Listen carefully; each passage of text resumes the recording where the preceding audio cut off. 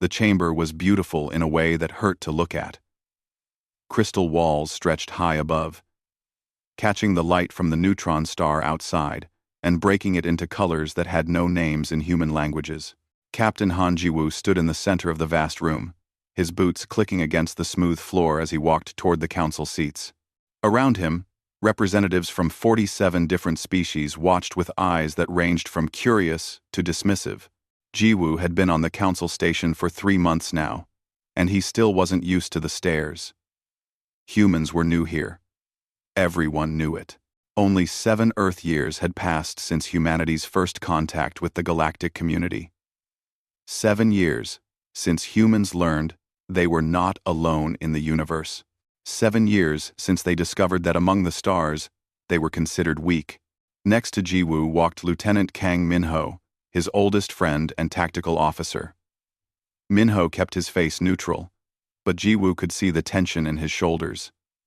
Behind them came Dr.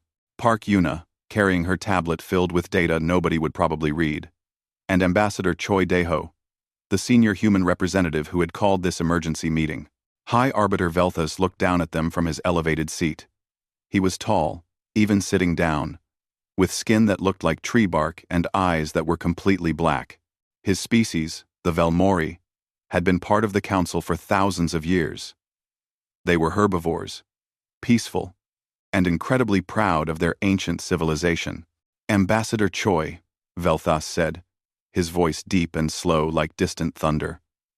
You have requested emergency session time. The council is listening. Daeho stepped forward and bowed slightly. Jiwoo had learned that humans had to be careful here. Too aggressive, and the council thought them barbaric. Too submissive, and they thought them pathetic. It was a difficult balance. Thank you, High Arbiter, Daeho said. The situation is urgent. The Vekroth have struck again. Colony World, Petra 7, was attacked 4 days ago. 2,000 civilians are dead. The survivors are traumatized. This is the 8th attack in 4 months. Murmurs rippled through the council chamber. Speaker Coolnith. A floating mass of gas held together by some technology Jiwoo didn't understand, pulsed with angry colors. The Vekroth are savages. We know this. Our peacekeeping forces are working to locate their base. Your peacekeeping forces have failed? Daeho said flatly. Every time. The Vekroth attack, kill, steal, and disappear. Your ships arrive too late. Your soldiers are not prepared for this kind of enemy. Warden Cressvol clicked his mandibles together, a sign of irritation in his insectoid species.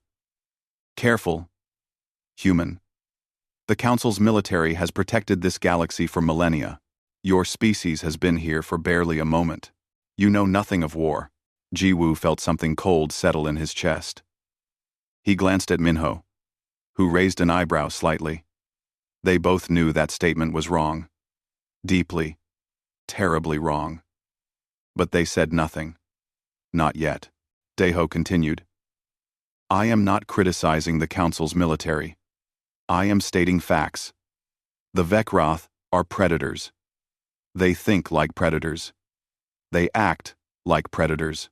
And your forces, with all respect, are not equipped to fight predators. And humans are? Velthus asked.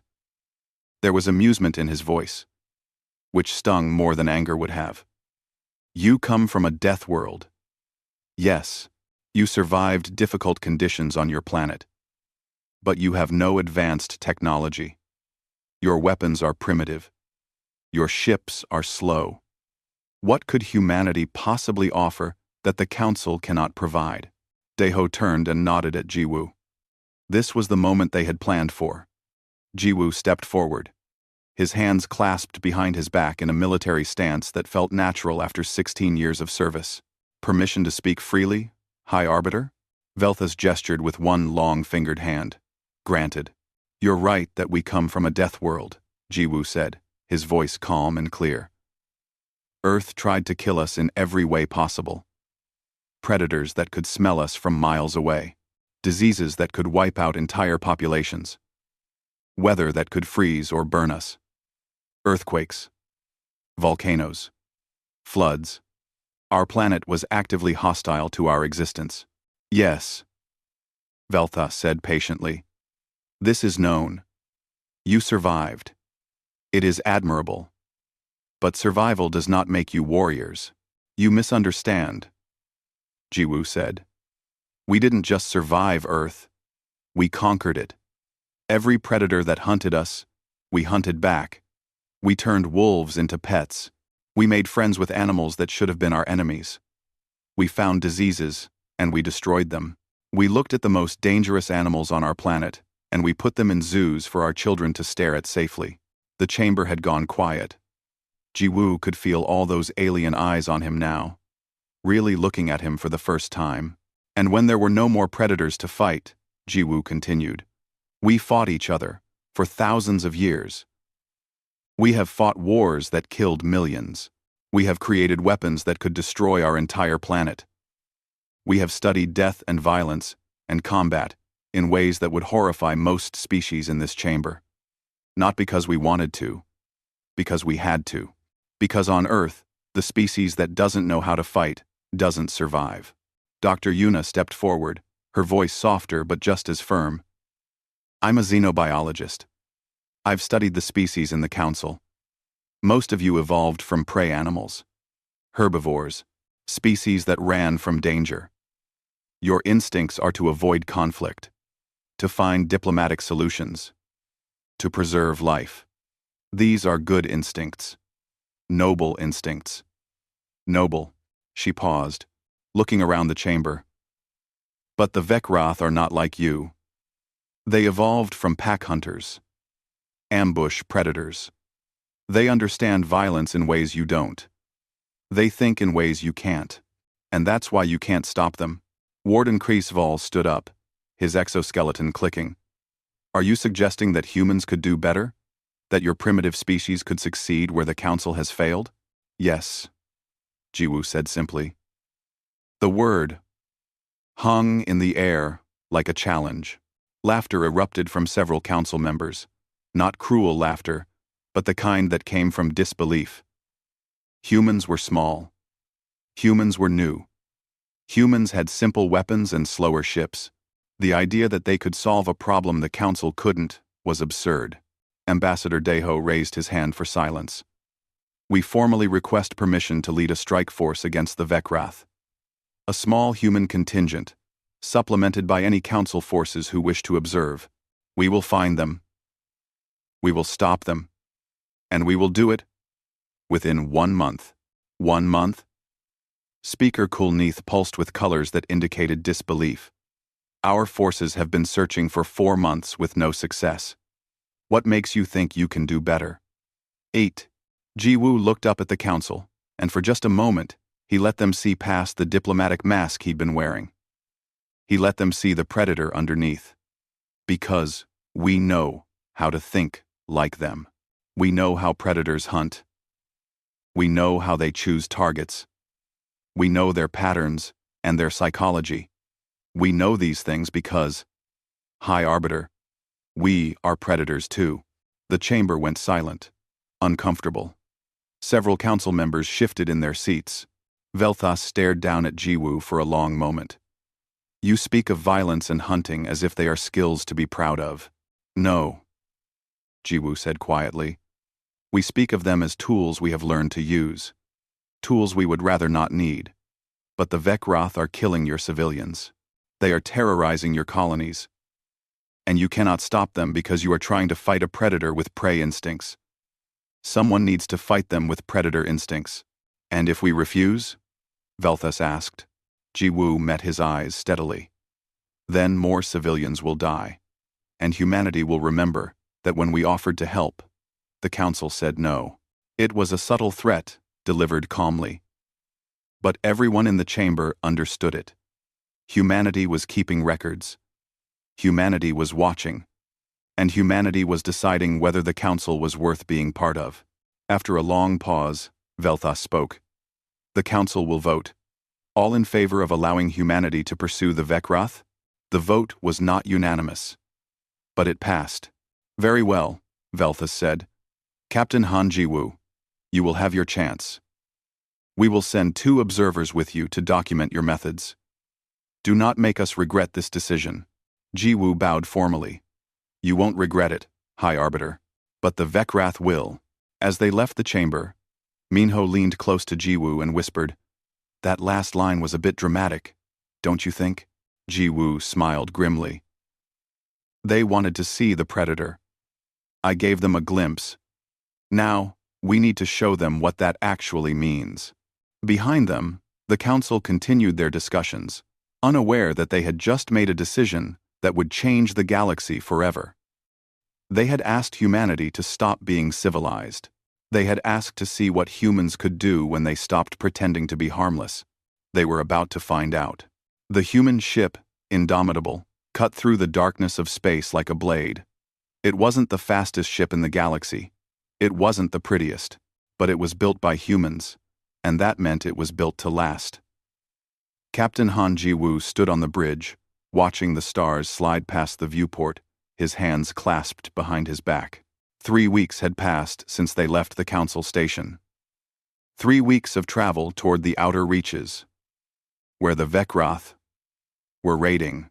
3 weeks of the council observers watching humans with growing confusion and discomfort. Observer Talana stood near the back of the bridge, her feathers ruffled in a way that indicated stress. She was from an avian species, tall and elegant, with eyes that could see more colors than humans could imagine. She had been assigned to document the human mission. So far, she seemed to regret accepting the assignment. Next to her stood Observer Grix, an amphibian creature with smooth green skin and large eyes that rarely blinked. He was a military analyst, sent by the council to evaluate human combat methods. He carried a tablet and took notes constantly, his webbed fingers moving quickly across the screen. Lieutenant Kang Minho noticed them watching as he walked past. Something wrong? Observer Talana? Talana ruffled her feathers again. Your crew's behavior is unusual. Disturbing, even. How so?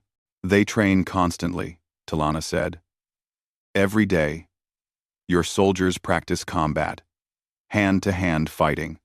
Weapons, drills. Tactical scenarios. Even your non-combat crew members exercise as if preparing for war. It seems excessive. Minho smiled slightly. On Earth, we have a saying. Train hard, fight easy. We practice so much that when real combat comes, our bodies know what to do without thinking. Muscle memory. But you train to hurt each other, Talana said, her voice quiet. I watched Sergeant Kim Haejin's training session yesterday. She was teaching soldiers how to break bones, how to cause maximum pain, how to kill efficiently. It's necessary, Minho said simply. The Vecwrath won't be gentle with us. We need to be ready.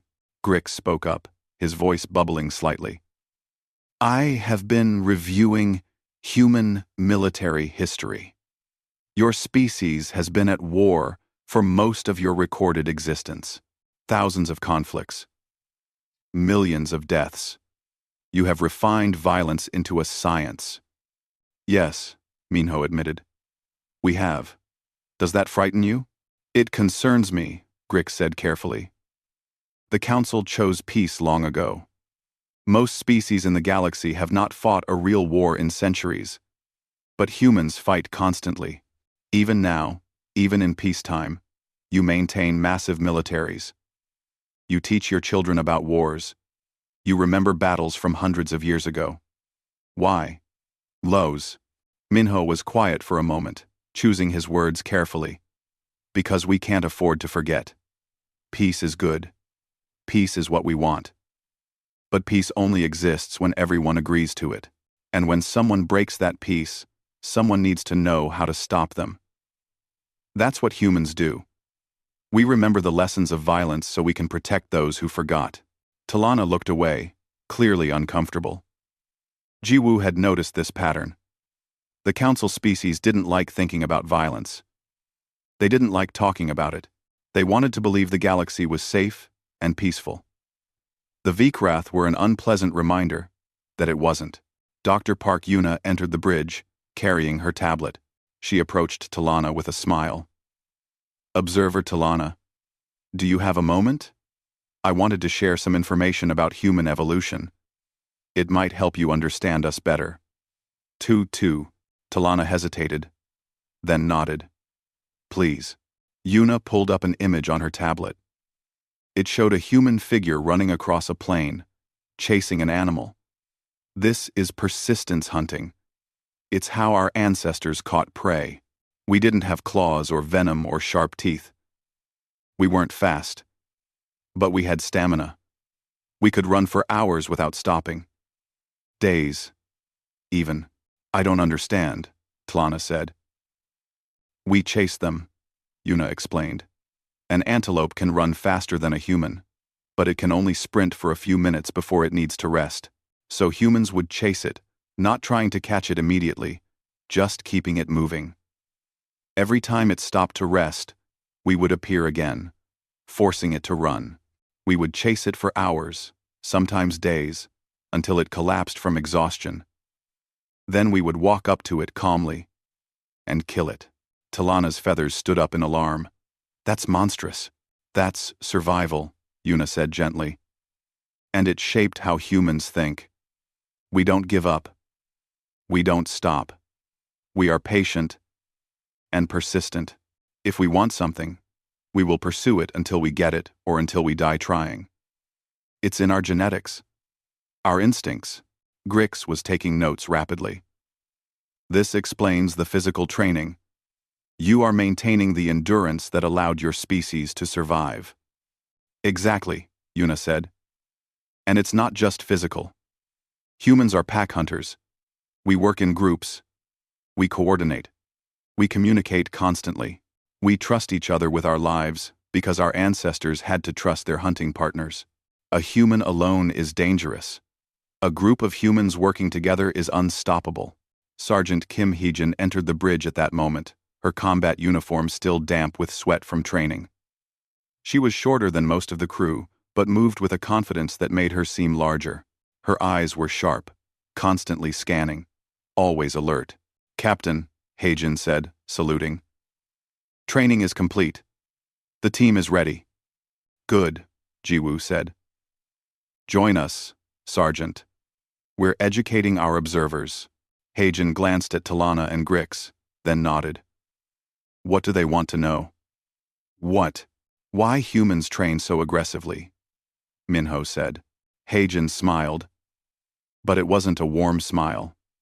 Because when you're in combat, you don't rise to the occasion. You fall to your level of training. If you train soft, you die hard. If you train hard, you have a chance to live. You speak of death very casually, Talana observed. I speak of it realistically, Heijin corrected. I'm a soldier. Death is part of my job. I've lost friends in combat. I've killed enemies. I don't enjoy it, but I accept it, and I prepare for it. Jiwoo pulled up a star chart on the main screen. We're approaching the Vekrath hunting grounds. Observer Grix. You've studied their attack patterns. What have you learned? Grix moved closer to the screen, his large eyes reflecting the light. The Vekrath hit 8 colonies in 4 months. The attacks appear random at first, but there are patterns. They prefer isolated settlements. Populations between 1 and 5,000. Minimal defenses. They strike quickly, take what they want, kill anyone who resists, and disappear before help arrives. Exactly, Jiwoo said. Now, the Council has been trying to track them back to their base. That's logical. Find the source, eliminate the threat. But it hasn't worked. Why? Because space is vast, Grix said. And the Vekrath are mobile. They could be anywhere. No, Jiwoo said. The Council failed because they're thinking like prey. They're reacting, waiting for the attack, then trying to follow the trail afterward. But trails go cold. Ships disappear. By the time Council forces arrive, the Vekrath are long gone. Minho stepped forward. But if you think like a predator, you don't follow the trail backward. You follow it forward. I don't understand, T'Lana said. Hagen explained. The Vecwrath are hunters. They're choosing their targets based on specific criteria. If we understand what they're looking for, we can predict where they'll strike next. Then we don't chase them. We wait for them. Jiwoo pointed to a location on the star chart. This is Colony Outpost Zeta 9. Population 3,000. Mining settlement. Minimal defenses. Isolated location. Based on the Vecwrath's pattern, this is their next logical target. You can't know that for certain, Grix protested. No, Jiwoo admitted. But I'm confident. Confident enough to bet on it. And if you're wrong? T'Lana asked. Then we move to the next likely target and wait again, Minho said. Humans are very good at waiting. Remember the persistence hunting? We can do this for months if we need to. But you said 1 month, T'Lana reminded him. You promised the council results in 1 month. Jiwoo smiled. I won't need a month. The Vecwrath will hit Zeta 9 within 5 days. How can you possibly know that? Because I'm thinking like them, Jiwoo said. They've established a pattern. They're confident. They think they're safe. They think no one can stop them. They're wrong. And in 5 days, they're going to learn what happens when you hunt in territory that humans are protecting. Corporal Lee Tae-jun, the demolitions expert, had been listening quietly from his station. He spoke up now, his voice cheerful. I've already started preparing the surprises. Zeta 9 is going to be very educational for our Vecwrath friends. Surprises? Grix asked, nervously. Traps, Tae-jun said happily. Explosives. Ambush points. Kill zones. We're going to turn that colony into a maze where every wrong turn leads to something unpleasant. The Vecwrath think they're hunting easy prey. Instead, they're going to walk into a trap designed by humans who have been perfecting the art of killing for 10,000 years. T'Lana looked genuinely distressed. This is dishonorable. You're planning to deceive them. To trick them. Yes, Jiwoo said simply. Honor is a luxury that predators can't afford. The Vecwrath aren't coming to Zeta 9 for an honorable duel. They're coming to kill civilians and steal resources. We're going to stop them using every advantage we have. If that seems dishonorable to you, remember that honor doesn't mean much to the families of the people they've killed. The bridge fell silent. Outside the viewport, stars continued sliding past. The Indomitable pushed forward into the darkness, carrying its human crew and their cargo of controlled violence toward an inevitable confrontation. Yuna approached T'Lana and spoke softly. I know this is hard for you to understand. Your species evolved without predators. You've never had to think this way. But please try to understand that humans aren't cruel. We're just realistic. We know what violence looks like because we've lived with it forever. And because we know it so well, we know how to end it. T'Lana didn't respond. She simply stared out at the stars, her feathers still ruffled, clearly wrestling with what she was witnessing. Jiwoo watched her for a moment, then returned his attention to the star chart. In 5 days, maybe less, the Vecwrath would arrive at Zeta 9, expecting easy prey. Instead, they would find humans waiting for them, and the Council was about to learn that the most dangerous predator in the galaxy wasn't the one that looked frightening. It was the one that looked harmless, until it was too late. Colony Outpost Zeta 9 looked peaceful from orbit. Small buildings clustered around mining facilities, connected by simple roads. Lights glowed in windows, where families were having dinner. Children played in the streets. It looked like exactly what it was supposed to be. An easy target. Major Yoon Sojun stood in the colony's command center, watching the surveillance screens with focused intensity. Around him, human soldiers moved with quiet efficiency, checking weapons, reviewing tactical plans, testing communication systems. They had been here for 3 days, preparing.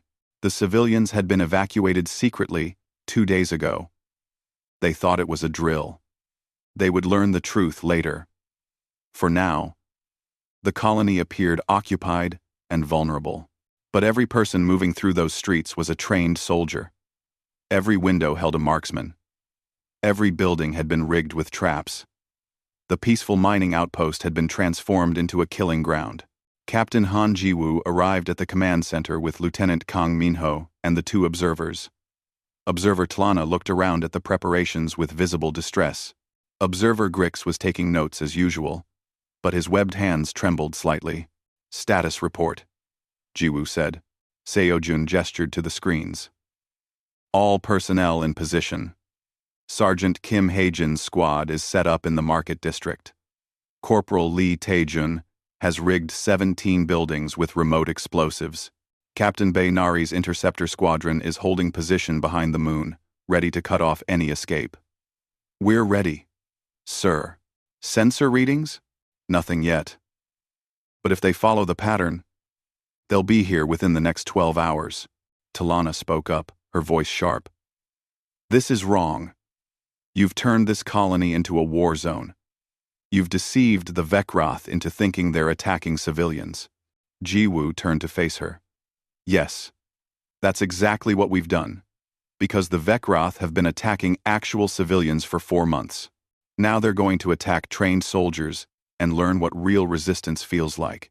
It's dishonorable. It's effective," Jiwoo corrected. "And right now, effectiveness matters more than honor." The council tried honor. The council tried following rules, and 8 colonies were destroyed while they waited for the honorable solution. "I'm not interested in honor. I'm interested in stopping the killing." Grix looked up from his notes. "Captain, I must document a concern. Your tactics are aggressive, deceptive. They rely on violence and psychological manipulation. This is not how the council operates." "I know," Jiwoo said. "That's why you keep losing." Before anyone could respond, alarms began blaring. Seojun's hands flew across his console. "Contact!" Multiple ships dropping out of faster-than-light travel. Reading 12 Vekroth warships. They're launching landing craft. Estimate 500 warriors incoming. Jiwoo's expression didn't change. He simply nodded. "All units. This is Captain Han Jiwoo. Enemy contact confirmed. Hold positions. Do not engage until they're fully committed. Let them think they're winning. Let them get comfortable. Then show them what humans do to predators who hunt our people." On the screens, the Vekroth landing craft descended toward the colony. They were crewed vessels, designed for fast deployment rather than safety. The Vekroth didn't care about casualties. They had numbers. They had strength. They had the element of surprise. Or they thought they did. The landing craft touched down in the colony's main plaza. Ramps dropped. Vekroth warriors poured out, their armored bodies moving with predatory grace. They stood about 7 feet tall, with thick scaled skin and powerful limbs. Their faces were almost reptilian, with rows of sharp teeth and eyes that saw well in low light. They carried weapons that looked primitive but effective. Energy blades, projectile rifles, and what appeared to be some kind of plasma thrower. The warriors spread out quickly, moving toward buildings where they expected to find terrified civilians. Instead, they found empty streets. War leader Threshkar emerged from the largest landing craft. He was bigger than the other Vekroth, with scars covering his scales and trophies hanging from his armor. He looked around at the quiet colony and snarled something in his language. "He's suspicious," Minho translated, listening to the communication intercepts. "He says it's too quiet. He's ordering his warriors to search the buildings." "Let them look," Jiwoo said calmly. The Vekroth warriors kicked in doors and stormed buildings. For a few minutes, nothing happened. The warriors began to relax. Maybe the civilians had heard them coming and fled. Maybe this would be easier than they thought. Then Sergeant Kim Haejin gave a single command over the radio. "Light them up." The colony exploded into violence. Windows that had looked empty suddenly blazed with muzzle flashes. Human soldiers opened fire from concealed positions, their bullets punching through Vekroth armor with precision that came from thousands of hours of training. The Vecroth warriors scattered, looking for cover, shocked by the sudden ambush. Threshkar roared orders, trying to organize his forces. The Vecroth were experienced raiders. They had faced resistance before, but they had never faced resistance like this. Hajin's squad moved through the market district like ghosts. They appeared from behind cover, fired controlled bursts, then disappeared before the Vecroth could return fire. They used the environment perfectly, turning every corner into a potential ambush point, every shadow into a threat. One group of Vecroth warriors charged into a building, thinking they had found an easy target. Corporal Li Taijun watched them enter on his surveillance screen, counted to 3, and pressed a button. The building collapsed inward, the explosion carefully controlled to trap the warriors inside without damaging surrounding structures. "That's 14 down," Taijun reported cheerfully. "Who wants to try the convenience store next? I put something special in there." Talana was staring at the screens in horror. "This is slaughter." "No," Minho corrected. "Slaughter is what the Vecroth did to the 8 colonies they attacked. This is combat. Fair combat, even, since the Vecroth are armed and trained and chose to be here. The civilians they killed had no choice and no chance." Major Yoon Sojun's voice came over the radio, calm despite the chaos around him. Enemy forces attempting to breach the mining facility, moving to intercept.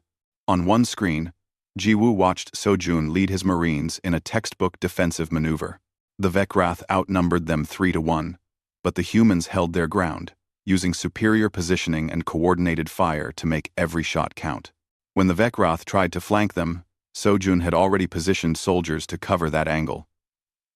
When they tried to charge, they ran into carefully placed obstacles that channeled them into kill zones. Threshkar realized what was happening. His warriors weren't winning. They weren't even holding their own. They were being systematically dismantled by an enemy that thought differently than anything they had faced before. He ordered a retreat. That was when Captain Baynari's squadron dropped from behind the moon. The human interceptors were smaller than the Vecroth warships and not as heavily armed. But they didn't need to win a straight fight. They just needed to cut off the escape routes. Nari's pilots flew with reckless precision, weaving between enemy ships, targeting engines and communication arrays, making it impossible for the Vecroth to coordinate or flee. "This is Nari." Her voice came over the command channel.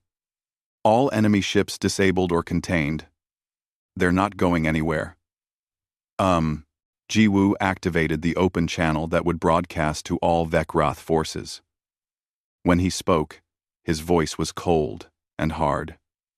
"Vecroth warriors, this is Captain Han Jiwoo of Earth. You came here to hunt. You thought you would find easy prey. Instead, you found predators who are better at this than you are. Your ships are disabled. Your warriors are surrounded. You have 2 choices: surrender now and be treated according to the laws of war, or continue fighting and be eliminated. You have 60 seconds to decide." Threshkar's response came immediately, a roar of defiance and hatred. He would never surrender. He would fight until death. "Understood," Jiwoo said quietly.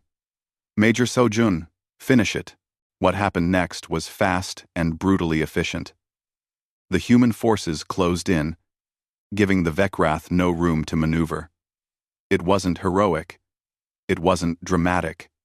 It was just soldiers doing a job they had trained for their entire lives.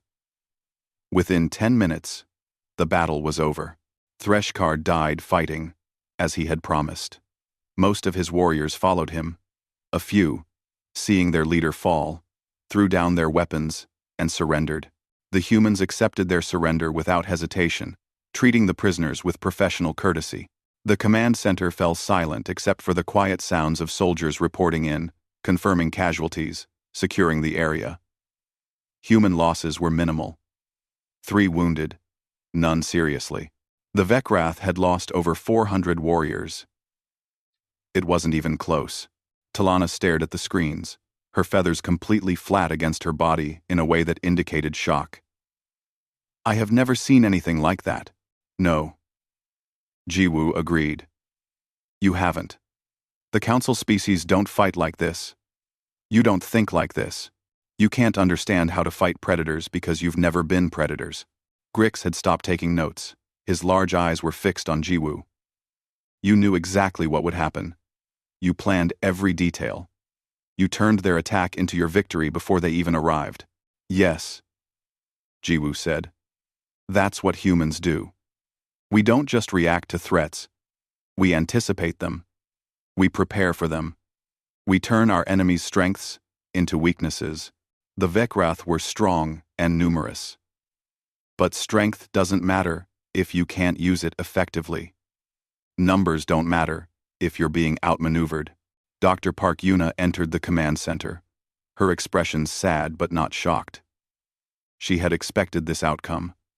There will be questions about this. The council will be disturbed by your methods. Let them be disturbed, Jiwoo said. They asked us to stop the Vekrath. We stopped them. If they don't like how we did it, they can try it their way again. We both know what will happen. Minho was coordinating the cleanup and prisoner processing. He looked up at Jiwoo with a slight smile. You know what the worst part is for the Vekrath? They thought they were the scary ones. They thought they were the monsters everyone should fear. They had no idea what real predators look like. Outside, human soldiers moved through the colony, checking for any remaining threats, helping wounded prisoners, beginning the work of restoring the outpost. They moved with calm efficiency, already thinking about the next task, the next mission. Talana finally found her voice. What are you going to do with the prisoners? Follow the rules of war, Jiwoo said. Given medical care. Held securely but not cruelly. Eventually, they'll be returned to their people. Why? Why show them mercy when they showed none to your colonies? Jiwoo looked at her steadily. Because we're not like them. We're capable of terrible violence when necessary. But we're also capable of mercy when it's deserved. That's what makes humans different from monsters. Monsters only know how to destroy. Humans know when to destroy and when to show compassion. We choose. That choice is what keeps us human. He turned back to the screens, watching his soldiers work. Now, we take this information back to the council. We show them what happened here, and they're going to have to decide what they think about humanity. Are we saviors or are we threats? Either way, they'll never look at us the same way again. The council chamber felt different when Captain Han Ji-woo walked in 3 weeks later.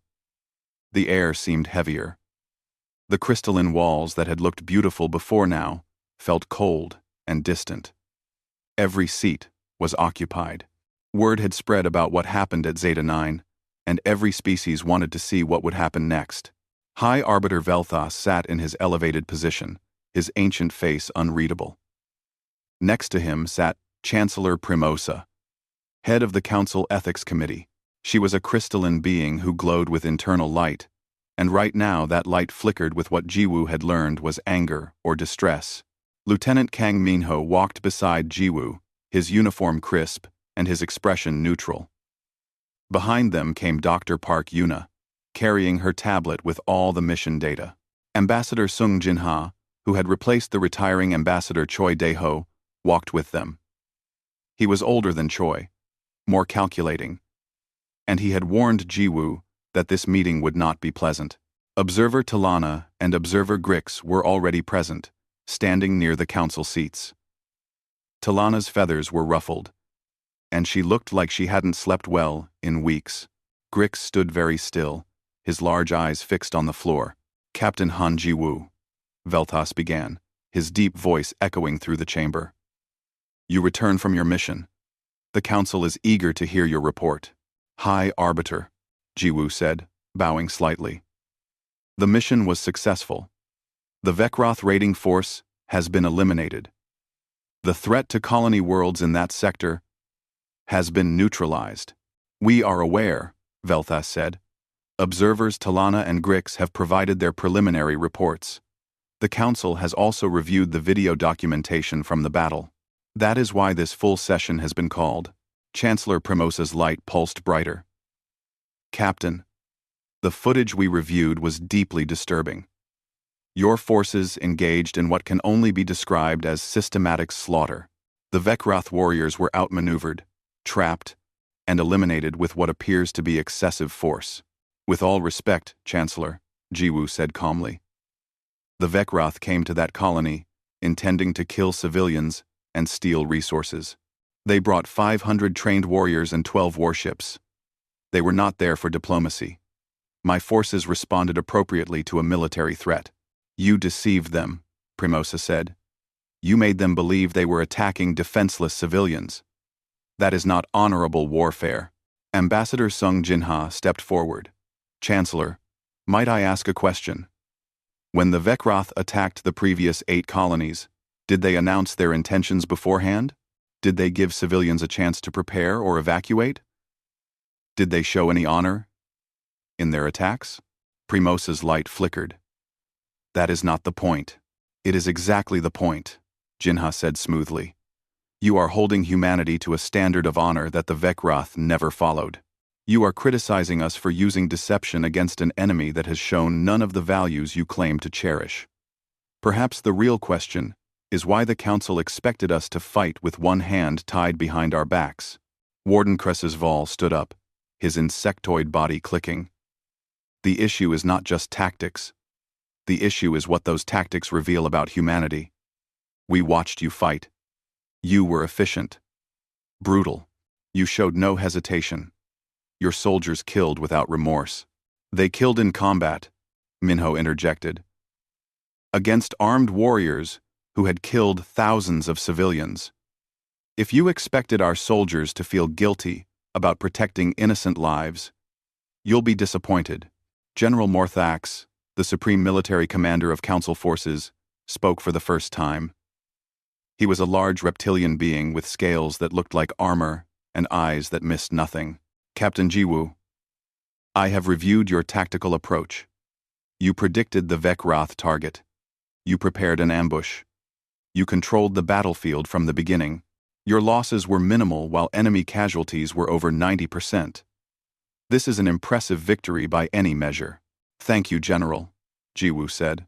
However, Morthax continued, it also demonstrates capabilities that concern the Council. You think like a predator. You plan like a predator. You fight like a predator. The question is, if you can do this to the Vekroth, what could you do to us? The chamber fell silent. There it was. The real question. The real fear. The Council wasn't upset that humans had stopped the Vekroth. They were afraid of what it meant that humans could stop them so easily. Dr. Yuna stepped forward. May I speak, High Arbiter? Velthus gestured his permission. Yuna's voice was calm and professional. I am a scientist, not a soldier. I study life and how species evolve. I understand that watching combat footage is disturbing for species that evolved from prey animals. Your instincts tell you to flee from violence, to avoid it. But please understand that human instincts are different. She activated her tablet, projecting images onto the chamber's main screen. This is Earth, our homeworld. When humans evolved, we were surrounded by predators. Big cats, bears, wolves, venomous snakes. We were not the strongest. We were not the fastest. We were vulnerable. But we survived because we learned to work together and to use our minds. The images changed, showing human history. Battles, wars, conflicts spanning centuries. We didn't want to fight. We wanted to live peacefully, but peace is a luxury that requires strength to maintain. So we learned. We studied violence, so we could end violence. We became experts in combat, so we could protect those who couldn't protect themselves. She looked around the chamber. You asked what humans would do to the Council. The answer is nothing, unless you give us a reason. We don't want war. We want cooperation, but we will not be victims. We will not watch innocent people die when we have the skills to stop it. That's not cruelty. That's responsibility. Chancellor Primosa dimmed slightly.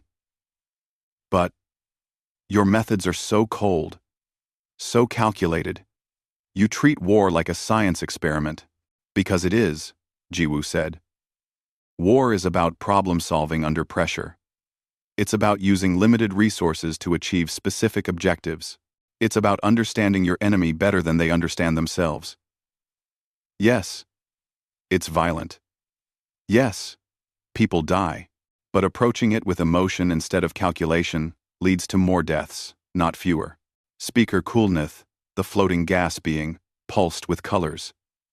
Observer Talana. You were present for the entire mission. What is your assessment? Talana hesitated, her feathers rippling with conflicting emotions. High Arbiter. I was horrified by what I witnessed. The human approach to warfare is unlike anything in Council history. They are efficient killers. They plan every detail. They show no hesitation. She paused, then continued. But I must also report that they showed mercy. When Vecrath warriors surrendered, humans accepted immediately. Prisoners were treated well, given medical care, fed, housed, safely. Captain Jiwoo could have killed all of them. His soldiers wanted to.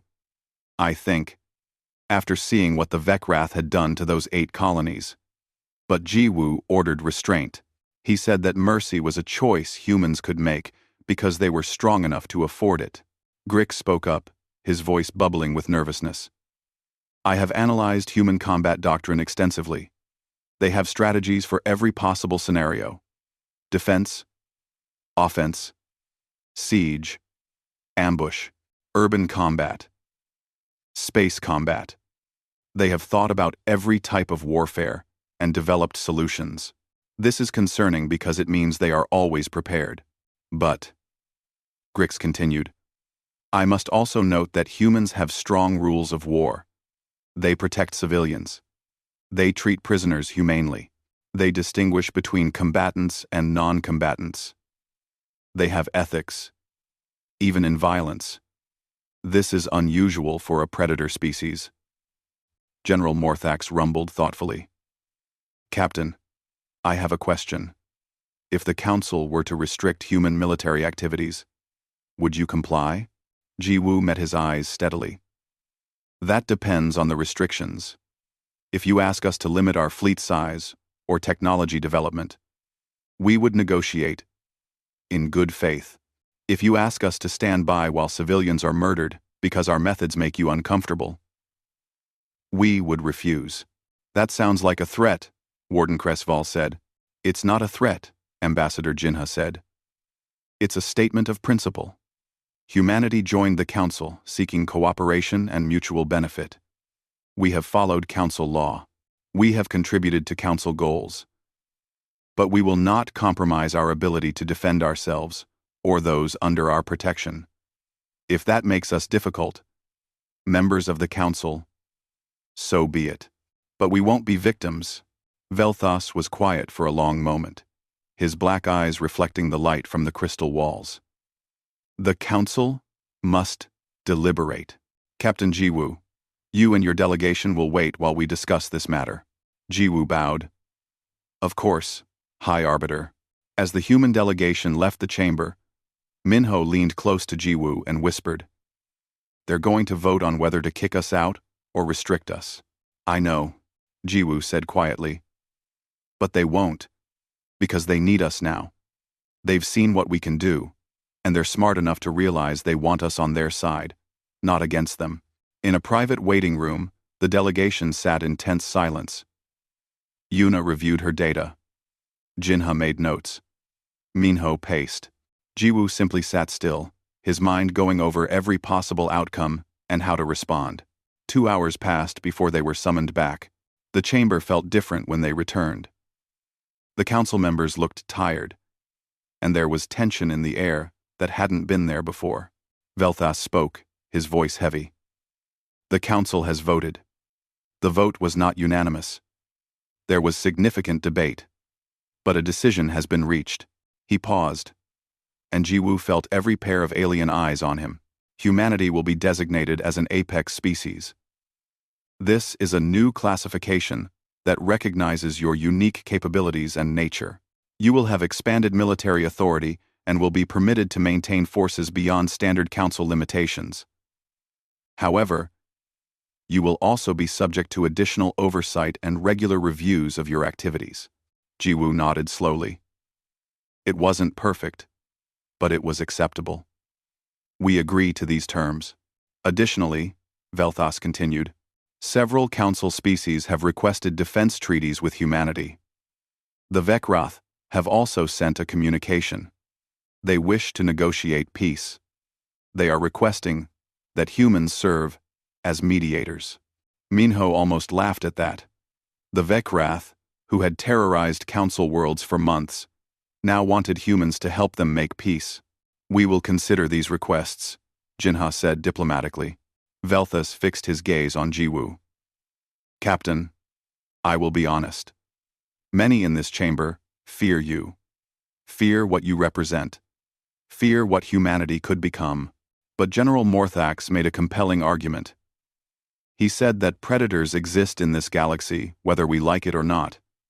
And perhaps the safest thing is to have predators who choose to protect rather than destroy. That's all we've ever wanted, Jiwoo said quietly. To protect. To help. To cooperate. We just needed you to understand that protection sometimes requires strength. And strength sometimes looks frightening. As they left the chamber, Observer Talana approached them. Captain Jiwoo, may I speak with you? Of course. I am writing a formal report on the mission. I have titled it, The Predator Paradox. Why humanity's instincts make them the galaxy's best protectors. I wanted your permission to include your personal perspective. Jiwoo smiled slightly. Permission granted. Talana ruffled her feathers, but this time it seemed more thoughtful than distressed. But we should have feared what happens when you have no predators watching your back. The Vekroth proved that. Sometimes, the thing you fear is the thing that keeps you safe. Riding the Grath, the Vekroth, the Proso, as they walked back to their ship, Minho said, Well, we survived the Council's judgment. What now? Jiwoo looked out at the stars visible through the station windows. Now, we prove we deserve their trust. 3 months had passed since the Council designated humanity as an apex species. The galaxy had changed in those 3 months, in ways both subtle and profound. Captain Han Jiwoo, now promoted to Commodore, stood on the bridge of his new flagship, the Vigilant, and watched those changes unfold on the tactical display. Lieutenant Kang Minho entered the bridge carrying a datapad. Morning, Commodore. You're going to want to see the latest reports. Morning, Commodore. Jiwoo took the pad and scanned through it. 7 more defense treaty requests? That brings the total to 23 species. 24, Minho corrected. The Velmori just sent a formal request an hour ago. High Arbiter Velthas personally signed it. Jiwoo raised an eyebrow. The Velmori were the oldest and most influential species in the Council. For them to request human military protection was significant. That will make waves. It already is, Minho said with a slight smile. Ambassador Sung Jinha says the Council chambers are in chaos. Half the species are rushing to secure treaties with us. The other half are still arguing about whether we're saviors or threats. And the Vekroth? Quiet as mice. Haven't raided a single colony since Zeta 9. Their diplomatic envoy is still waiting for us to agree to mediate their peace negotiations. Jiwoo set down the pad and looked out at the stars. The Vigilant was on patrol in the outer sectors, leading a joint task force that included ships from 6 different Council species. It was the first truly integrated military unit in Council history, and humans were leading it. That fact still amazed him sometimes. Dr. Park Yuna was on the ship as well, running her cultural exchange program from a dedicated section of the vessel. She entered the bridge now, looking excited. Commodore, I need to show you something. She pulled up a video on the main screen. It showed Envoy Rilmas, a young Velmori, who had visited Earth last month. He was giving a speech to what looked like a massive audience of his people. "This is beautiful and terrifying," Rilmas was saying in the video. "Earth is a world that tried to kill its children. Storms that could level cities. Earthquakes that could swallow mountains. Predators everywhere. But humans didn't just survive. They conquered it all. They turned their death world into a garden. They made friends with wolves. They built cities that touch the sky. If you want to understand humans, you must understand this. They are the species that looked at the impossible and said, 'We'll do it anyway.'" The crowd in the video was completely silent, hanging on every word. "We feared them because they are predators," Rilmas continued. "But I learned something on Earth. Being a predator doesn't mean being cruel. It means being strong enough to protect what you love. Humans are predators, yes, but they choose to protect rather than destroy. That choice is what makes them worthy of our trust." The video ended. Yuna smiled. He's giving speeches like this all over Velmori space. Public opinion is shifting. Humans are being seen less as threats and more as, well, as the galaxy's guardians. "No pressure there," Minho muttered. Jiwoo's communication console beeped. It was Director Nam Soo-hyuk, head of Human Intelligence Operations, on a secure channel from Earth. Jiwoo moved to his private office to take the call. Soo-hyuk's face appeared on the screen. He was in his 50s, with gray hair and eyes that seemed to see everything. "Go ahead, Director. We've been running contingency planning for 3 months now. Defense scenarios for every council species. Strategies for protecting trade routes. Response protocols for various threat types. Admiral Cha Ji-won wanted you to know we're ready for anything. And the council knows about this planning?" "No," Soo-hyuk said. "And they don't need to. We hope for peace, Commodore. But we prepare for war. It's what predators do. It's what keeps everyone safe, whether they know it or not." Jiwoo understood. Humanity was quietly becoming the galaxy's security force, building networks and plans that nobody else saw. It was pragmatic, necessary, and exactly the kind of thinking that made other species nervous. "Keep me updated, Director." "Will do." "Oh, and one more thing. Sergeant Kim Hae-jin's training program is exceeding expectations. She's got 60 soldiers from 12 different species learning human combat tactics. They're terrified of her, but they're learning fast." Jiwoo smiled. Hae-jin had a gift for turning scared recruits into competent warriors. "Tell her I'm proud of her work." "And Ementine." Under Ron. The call ended. Jiwoo returned to the bridge just as the sensors began picking up something unusual. Minho was already at his station, frowning at the readings. "Commodore, we're detecting weapons fire in Sector 47. Multiple ships. Unknown configuration. They're attacking a civilian transport convoy." Jiwoo moved to the tactical display. "Council forces in that sector?" "Negative. Nearest council patrol is 4 hours away. Distance to the attack? 30 minutes at maximum speed." Jiwoo made his decision instantly. "All ships, battle stations. Set course for Sector 47, maximum velocity. Prepare for combat against unknown hostiles." Minho opened a communication channel to the task force. Ships from 6 species responded, their captains confirming orders. They had been training together for months. They trusted human leadership now. As the Vigilant accelerated, Jiwoo's console chimed. It was High Arbiter Velthas, calling from the council station. "Commodore Jiwoo," Velthas said, his ancient face appearing on the screen. "We are monitoring the situation in Sector 47. The council is convening to discuss a response. With respect, High Arbiter, there's no time for discussion. Civilians are dying right now. We're responding." "You don't have authorization," Velthas said, but his tone wasn't angry. It was almost curious. "I have authorization from my conscience," Jiwoo said. and from the defense treaties we've signed. If the Council wants to punish me later, they can. But right now, I'm doing my job. Velthas was quiet for a moment. You're not waiting for Council approval. No, sir. Because someone needs to act, and the Council is still learning how to move fast. We'll send our report afterward. Vigilant out. He closed the channel. Minho looked at him with concern. That might have consequences. I know, Jiwoo said. But what's the alternative? Wait for permission while people die? That's not who we are. 28 minutes later, the Vigilant and its task force dropped into Sector 47. The scene was chaos. 6 civilian transports were under attack by what appeared to be pirate vessels of a design nobody recognized. The pirates were firing indiscriminately, clearly planning to destroy the transports and salvage what they could. Unknown vessels, Jiwoo broadcast on all channels. This is Commodore Han Jiwoo of the Galactic Council Defense Force. Cease fire immediately and surrender, or we will engage. The response was weapons fire directed at the Vigilant. Understood, Jiwoo said calmly. All ships.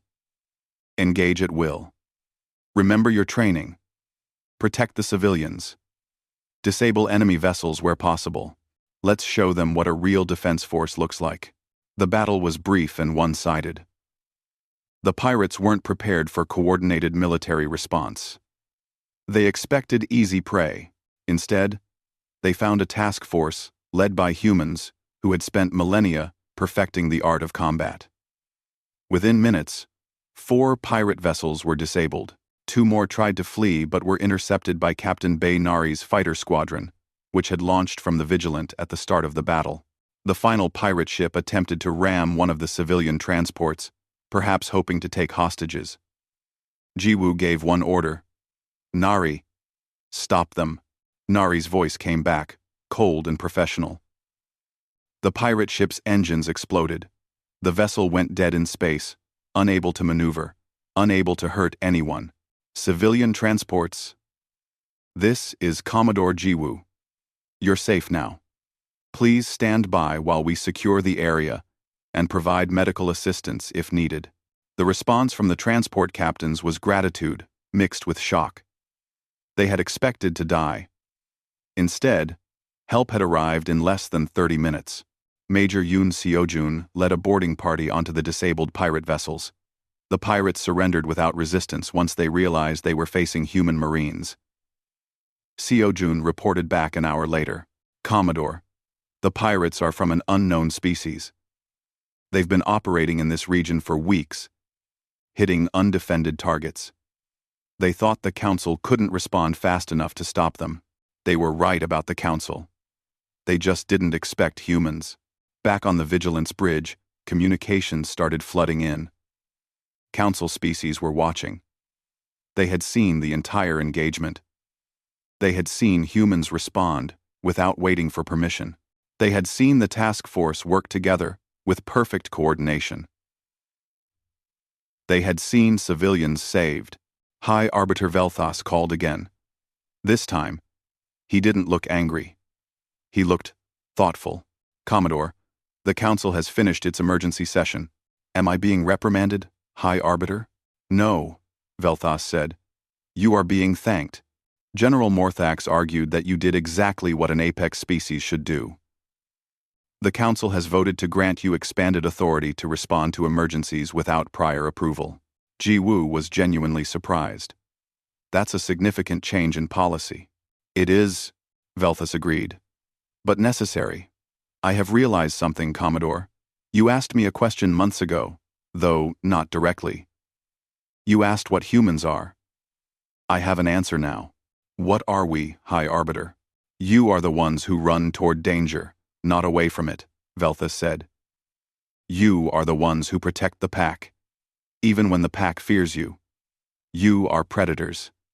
Yes, but you are predators who have chosen to be guardians.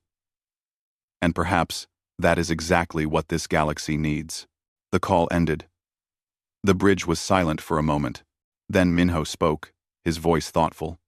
Do you think they'll ever fully trust us? Captain Bay Nari had just returned from her fighter and heard the question. Trust?